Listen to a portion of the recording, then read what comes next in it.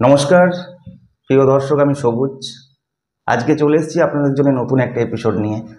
আশা করি আপনারা সবাই ভালো আছেন। আপনারা নিয়মিত আমার চ্যানেল ফলো রাখছেন। আপনাদের পজিটিভ নেগেটিভ সমস্ত রকম ফিডব্যাক আপনারা কমেন্ট সেকশানে জানাচ্ছেন।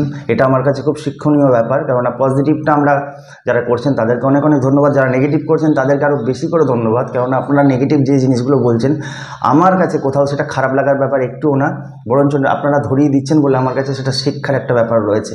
আমার যারা বর্তমান দিনে যারা পাশের মানুষ, যে সমস্ত কাছের মানুষ রয়েছে, কেননা তারা বলে জাস্ট সবুজ ফাটিয়ে দিয়েছি, সেটাই শুধু বলে, কিন্তু নেগেটিভ মানে খারাপ কিছু হলে তারা হয়তো বলে না, চেপে যায়। কিন্তু এই যারা এগুলো বলেন তাদের জন্যে সত্যিই তারা যদি বলেন ব্যাপারটা তাহলে আমি শিখতে পারি। আর সত্যি কথা বলতে কি, আমি একটা জিনিস খুব মানি আর কি, যে শিখতে গেলে মাথা নিচু করে সবসময় শিখতে হয়, শেখার সময় গলাবাজি করে শেখা যায় না কোনো কিছুই। এবং আমার মনে হয় সবসময় মাটির নিচে পা ফেলে চলাটাই আমার মনে হয় বেস্ট, সেটা অনেক দিন স্টে করে সেই জিনিসটা আর কি। তো যাই হোক, আপনাদের সবাইকে ধন্যবাদ। যারা এখনও চ্যানেলটা সাবস্ক্রাইব করে উঠতে পারেননি, প্লিজ সাবস্ক্রাইব করে দেবেন এবং পাশে থাকা বেল আইকনটা প্রেস করতে ভুলবেন না। ইলেকট্রিসিটি চলে গেল, সরি। তো আজকে যে সাবজেক্টটা নিয়ে আলোচনা করব, আপনারা নিশ্চয়ই জানেন যে আগামী জুন মাসে দুখানা সিনেমা রিলিজ হচ্ছে। একটা সুপারস্টার জিতের বুমেরাং এবং অন্যটা হচ্ছে সুরিন্দার ফিল্মসের প্রসেনজিৎ ঋতুপর্ণা জুটির 50তম ছবি, কৌশিক গাঙ্গুলি ডিরেক্ট করছেন। প্রথমত বুমেরাং নিয়ে আসবো। দেখুন, আমি জানি একটু হয়তো আপনাদের দেখতে কষ্ট হবে, কিন্তু কি করবো বলুন, আমার সময়ের বড্ড অভাব। এবং এখন যা ওয়েদার চলছে, কখন কারেন্ট আসছে কখন কারেন্ট চলে যাচ্ছে, কিন্তু এই কারেন্টের ভরসা থাকলে আমার হয়তো এইটা সাবজেক্টটা করাই হবে না, ভিডিওটা হয়তো করাই হবে না, আবার একটু পরে আমাকে বেরিয়ে যেতে হবে। তো কিছু করবার নেই, একটু কষ্ট করে আপনারা দেখে নেবেন। তো প্রথমে বুমেরাং নিয়ে বলবো। দেখুন, বুমেরাং বর্তমান জিৎ যে ধরনের সিনেমা করেন সেটার থেকে আমার মনে হয় কোথাও দেখে মনে হয়েছে একটু আলাদা ধরনের সিনেমা, এবং সিনেমাটা সত্যিই হয়তো ভালো হবে। এবং বক্স অফিসে কতটা, ইলেকট্রিসিটি চলে এসছে, খুব ভালো হয়েছে। যাই হোক, বুমেরাং কতটা বক্স অফিসে সাড়া ফেলবে সেটা আমি এই মুহূর্তে দর্শককে নেতিবাচক কোনো বক্তব্য আমি করতে চাইছি না, আমি পজিটিভই বলবো। কেননা সমস্ত দর্শক যদি সিনেমা হলে গিয়ে ভিড় করে সিনেমাটা দেখে, আমার মনে হয় একটা প্রযোজক এবং পরিচালক এবং যারা কত আর্টিস্ট নিয়ে যারা সিনেমা বানাচ্ছেন তাদের কোথাও একটা চেষ্টাটা সার্থক হবে এবং ইন্ডাস্ট্রির লাভ হবে। এবং ইন্ডাস্ট্রির লাভ হলে আমার মনে হয় প্রত্যেকে যারা সেই ইন্ডাস্ট্রিতে সাথে কাজে, যারা ইন্ডাস্ট্রির মানে একজন ছোট্ট টেকনিশিয়ান থেকে শুরু করে বড় আর্টিস্ট, আমার মনে হয় সবার উপকৃত হবে। কারণ একটা ভালো প্রজেক্ট নামলে সেখান থেকে আরও 5টা প্রজেক্ট আসবে এবং সবার ঘরে অন্নসংস্থানে একটা জায়গা হবে। এটা একটা পজিটিভ ব্যাপার। কিন্তু আমরা তো যারা আছি ইউটিউবে, যারা আছি, ম্যাক্সিমাম লোকজন নিজেদেরকে ভালো প্রমাণ করার জন্য আমরা অনেক কিছু জানি, আমরা অনেক বড় বোদ্ধা, এই যে জাহির করার জন্য আমরা কি বলি, প্রথমেই ভুলভাল কিছু কমেন্টস দিয়ে দিই ভিডিও করে, এবং সেগুলো নেগেটিভিটি ছড়ায় এবং মানুষজন সিনেমা দেখতে যায় না, এগুলোই হয়ে আসছে। তো আমি একটা কথাই বলবো যে জিতের এই চেষ্টাটা ভালো, কিন্তু আমি একটা কথা এটাও বলতে হবে যে এই ধরনের সিনেমা কিন্তু, এইরকম এক্সপেরিমেন্টাল গল্প কিন্তু আগেও হয়েছে বাংলা সিনেমাতে, কিন্তু দর্শক কিন্তু সেইভাবে নেয়নি। কথাটা খারাপভাবে নেবেন না, কেননা আমি সত্যি বলছি, আমার এই ভিডিওর মাধ্যমে কোনো স্টারকে বা কোনো আর্টিস্টকে মানে একদমই ছোট করার ব্যাপার না, বা কোনো সিনেমাকে ছোট করার ব্যাপার এরকম আমার মানে চিন্তাভাবনাটা একদমই এরকম নয়। আমি কিছু আপনাদের এক্সাম্পল দিচ্ছি, আপনারা একটু পিছনের দিকে চলুন, আপনাদেরকে একটু পিছনের দিকে নিয়ে যাচ্ছি। একদম 2000-এর গোড়ায়, মানে 90s-এর দিকে একটা সিনেমা এসেছিল, খুব ভালো একটা সিনেমাটা ডিরেকশন দিয়েছিলেন হরনাথ চক্রবর্তী, এবং সিনেমাটার নাম ছিল দায় দায়িত্ব বলে একটা সিনেমা। দারুণ গল্প সেই সময় দাঁড়িয়ে, কিন্তু সেই সময় প্রসেনজিৎ চট্টোপাধ্যায় ছিলেন ওখানে, রঞ্জিত মল্লিক ছিলেন, মনতোষ চক্রবর্তী স্ক্রিপ্ট করেছিলেন এখানে, ঋতুপর্ণা, ইন্দ্রাণী হালদার, দীপঙ্কর দে, কৌশিক ব্যানার্জি, অনেকেই ছিলেন। তো সেই সিনেমাটা কিন্তু ভালো সিনেমা, এখন ইউটিউবে দেখলে কিন্তু আপনি দারুণভাবে কিন্তু উপভোগ করবেন, এবং কোথাও মনে হবে এই সিনেমাটা সেই সময় চলেনি। কিন্তু হ্যাঁ, সিরিয়াসলি এই সিনেমাটা কিন্তু সেই সময় দর্শক কিন্তু সেইভাবে নেয়নি, এটাই। পরবর্তী যদি একটা সিনেমার নাম বলি, সেটা হচ্ছে 2002 সালে শক্তি সামন্ত পরিচালিত। শক্তি সামন্ত বোম্বের একজন নাম করা একজন পরিচালক, আপনারা সবাই জানেন। শক্তি সামন্ত কিন্তু একটা সিনেমা বানিয়েছিলেন, যদিও তিনি বক্স অফিসের জন্য হয়তো সিনেমাটা বানাননি। সেই সিনেমাটা শরৎচন্দ্রের গল্প নিয়ে আর কি। দেবদাস অনেক রকম ভাষাতে হয়েছে, অনেক আর্টিস্ট করেছেন, অনেক আর্টিস্টই করেছেন। বোম্বাদা, তাপস পাল, ইন্দ্রাণী হালদার এবং অর্পিতা চট্টোপাধ্যায়কে নিয়ে এই সিনেমাটা বানিয়েছিলেন, কিন্তু সেটা হয়তো উনি বক্স অফিসের জন্য বানাননি। কিন্তু সেই সময় দেবদাসটা এখন দেখলে গায়ে কাটা দেয়, বা দেবদাসের গান বাবুল বোস করেছিলেন, খুব ভালো দারুণ দারুণ সব গান আছে, সানুদা, বাবুল সুপ্রিয়, অনেক ভালো ভালো সিঙ্গারকে দিয়ে গানগুলো গাওয়ানো হয়েছে। কিন্তু সেই সময় দেবদাসটা কিন্তু সেইভাবে যায়নি কিন্তু। এবং এটা নিয়ে কিন্তু আমি দেখি, রিসেন্টলি দেখছি বা আগেও দেখেছি, ফেসবুকে নানান লোকে নানান ধরনের কথা বলে এবং বেশিটাই সিংহভাগই নেগেটিভ কথাবার্তা বলে। দর্শক কিন্তু সেই সময় নেয়নি। সেই সময় ওই যে ডোলারে গানটা এবং শাহরুখ খান, মাধুরী দীক্ষিত এবং ঐশ্বরিয়া রায়, সেটার প্রতি মানুষের একটা আলাদা মানে ফোকাস ছিল। এবং একই সময় মানে সিনেমা দুটো রিলিজ করেছিল, বাংলা এবং হিন্দিটা। তাই হিন্দিটার একটা বড় একটা ক্রেজ তৈরি হয়ে গেছিলো, কিন্তু বাংলাটা সেইভাবে কিন্তু যায়নি। পরবর্তীতে যদি আমি আসি আরও একটা সিনেমা দেবের ক্ষেত্রে এই জিনিসগুলো বেশি হয়েছে, কেননা 2015 নাগাদ একটা সিনেমা এসেছিলো আরসি নগর বলে। সিনেমাটা যদিও একটা কমার্শিয়াল ধরনের সিনেমা নয় যদিও, কিন্তু সিনেমাটা কিন্তু একদমই কিন্তু চলেনি সেই সময়। ঋত্বিকা ছিল এবং দেব ছিল এই সিনেমাটাতে। পরবর্তীতে যদি আমি আরও আসি দেবের সিনেমা, 2018 সালে অনিকেত চট্টোপাধ্যায়ের একটা সিনেমা কিন্তু এসেছিলো, কবির, থ্রিলার সিনেমা। খুব ভালো সিনেমা, কিন্তু যারা দেখেননি প্লিজ দেখে নেবেন, হয়তো ডিজিটাল প্ল্যাটফর্মে আপনারা পেয়ে যাবেন। তো এই সিনেমাটাতে কিন্তু দেবের একটা দারুণ ক্যারেক্টার রয়েছে, দেব নিজে প্রডিউসার ছিল এই সিনেমাটাতে। এই সিনেমাটাও কিন্তু বক্স অফিসে কিন্তু মুখ থুবড়ে পড়েছিল। এই সিনেমাটাও কিন্তু চলেনি সেইভাবে। জিতের ক্ষেত্রেও কিন্তু ঠিক সেম জিনিসগুলো হয়েছে। 2007 সালে একটা উপন্যাস অবলম্বনে রাজা সেন ডিরেকশন দিয়েছিলেন, কৃষ্ণকান্তের উইল বলে একটা সিনেমা করেছিলেন। যে জিৎ সাথী সঙ্গী প্রেমী করে মানে টিনেজার দর্শককে কিন্তু একদম পুরো নিজের করে নিয়েছিলেন, সেই জিৎ কিন্তু একটু অন্য ঘরানার সিনেমাতেও কিন্তু ঝুঁকে গিয়েছিলেন এবং কৃষ্ণকান্তের উইল বানিয়েছিলেন। দেখতে সেই সময় একটু অসুবিধা হচ্ছিল যে সেই চকলেট মার্কা হিরোটাকে, যাকে আমরা দেখে লাইন দিয়ে সিনেমার টিকিট কেটেছি, সেই হিরোটাই আজকাল একটা পরিণত মানে অভিনেতা হিসেবে সেই পর্দাতে আসছে। যখন কোথাও একটু হোঁচট খেয়েছিলাম সিরিয়াসলি, কিন্তু সিনেমাটা কিন্তু একদম ডাহা ফ্লপ হয়ে গেছিলো। বা প্রভাত রায়ের সাথেও সে একটা অন্য ধরনের সিনেমা করেছিল, পিতৃভূমি বলে। এই সিনেমাগুলো কিন্তু সেই সময় দাঁড়িয়ে ওয়ার্ক করেনি। আজকে যারা জিতের ফ্যান রয়েছে বা আমি অন্যান্য হিরোদের যে সিনেমাগুলো নিয়ে আলোচনা করছি, তারা হয়তো অনেকেই রেগে যাবেন, কিন্তু সত্যি কথা বলতে গেলে জানেন তো অনেকের গায়ে লাগে। কারণ নিমের পাতা কোনোদিনও কিন্তু মিষ্টি হয় না, নিম পাতা খেলেই কিন্তু তিতো লাগবেই, এটা বাস্তব। কিন্তু বাস্তবটাকে আমরা অনেক সময় মানে সোজাভাবে মেনে নিতে পারি না।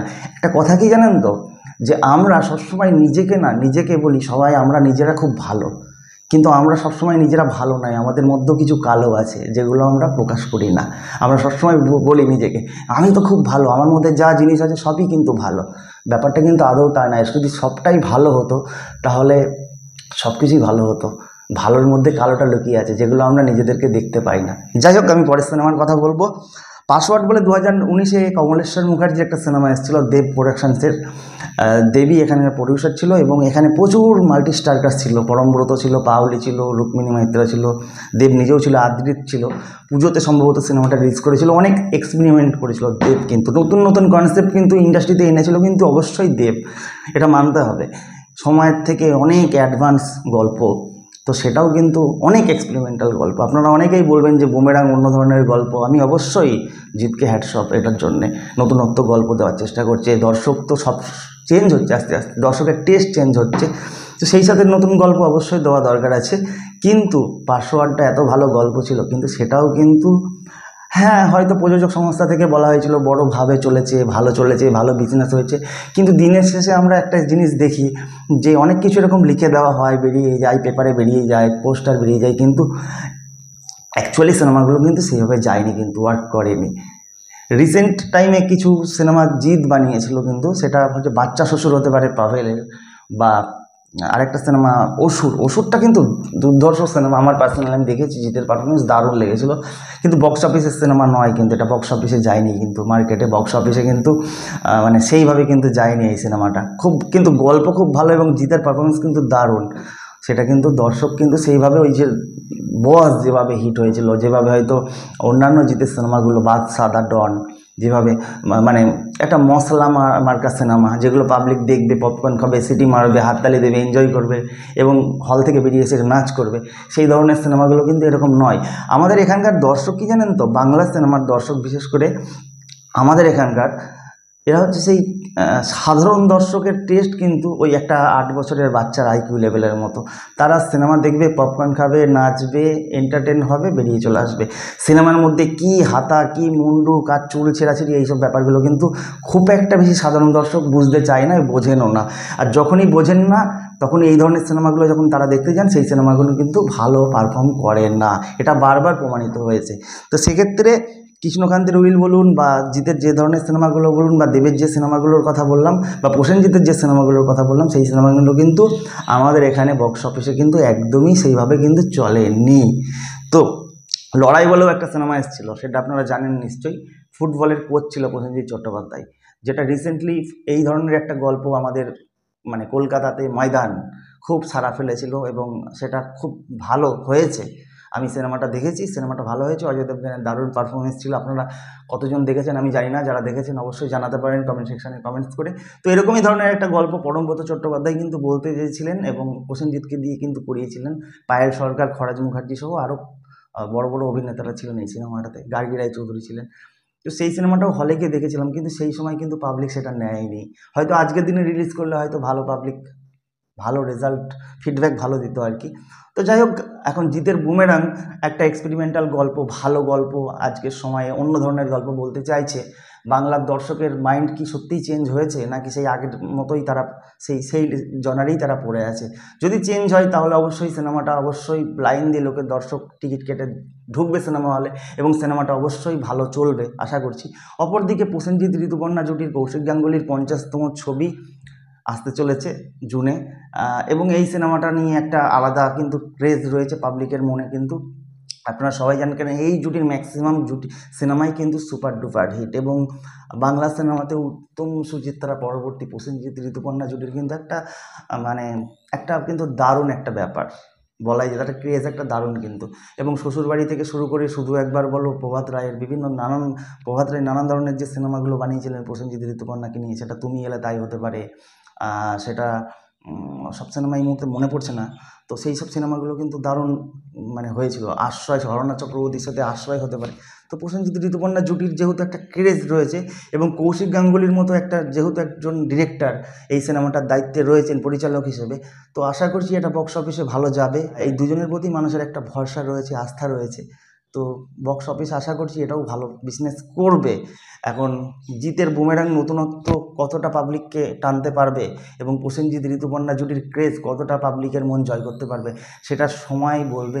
আপনি এখনই বলতে পারবো না হয়তো, সেটার জন্য আমরা অপেক্ষা করে আছি। তো আমি একজন সাধারণ দর্শক হিসেবে চাইবো যে দুটো সিনেমাই যেন খুব ভালো হয়, খুব প্রশংসা লাভ করে, বক্স অফিসে যেন দাপিয়ে চলে। এই দুটো সিনেমা যদি হিট হয় তাহলে আগামী দিনে আরও বড় বড় সিনেমা প্রযোজকরা বানানোর সাহস দেখাবে, এবং অনেক কলাকুশলীদের অন্নসংস্থানের একটা জায়গা হবে। তো আজকের ভিডিওটা আপাতত এখানেই শেষ করলাম। যদি ভিডিওটা আপনাদের কোথাও ভালো লাগে তাহলে অবশ্যই আপনারা কমেন্ট সেকশানে জানাবেন, শেয়ার করে দেবেন। চ্যানেলে নতুন হলে প্লিজ চ্যানেলটা সাবস্ক্রাইব করে দেবেন। আপনাদেরকে একটা কথা জানানোর আছে, আমি বেশ কিছু বছর আগে লকডাউন পিরিয়ডে একটা সিনেমা মানে একটা শর্ট ফিল্ম বানিয়েছিলাম, জানোয়ার বলে। আমার চ্যানেলে রয়েছে, যারা দেখেননি প্লিজ দেখে নেবেন। এবং সেখানে আমি একটা ছোট্ট পার্ট করেছিলাম। আমি সেটার প্রিকুয়েল বানাতে চলেছি, এবং সেটা স্ক্রিপ্টিংয়ের কাজ চলছে। আমি অনেক মানে আমার বন্ধুবান্ধবদের সাথে যোগাযোগ করছি, অনেক আর্টিস্টদের সাথে আমার মানে অল্প বিস্তর একটু যোগাযোগ রয়েছে, তাদের সাথেও আলোচনা করছি। যারা আপনারা, আমি তো ছোট মানুষ, শর্ট ফিল্ম করার চেষ্টা করছি, কারণ ফিচার ফিল্ম করার মতো বাজেট আমার কাছে নেই, ফান্ড নেই। তো যারা ইন্টারেস্ট আছেন এই ধরনের কাজ করার জন্যে, ভালো গল্প কাজ করতে পারেন, তারা অবশ্যই যোগাযোগ করবেন কমেন্ট সেকশানে, কেননা খুব শিগগিরই হয়তো আমি এটার কাজে হাত দেবো আর কি। এবং স্ক্রিপ্টটা চলছে, পুরোদমে স্ক্রিপ্টের কাজ চলছে। তো ভালো থাকুন, সুস্থ থাকুন, আর ফলো রাখুন সবুজ ফিল্ম ওয়ার্কস। নমস্কার।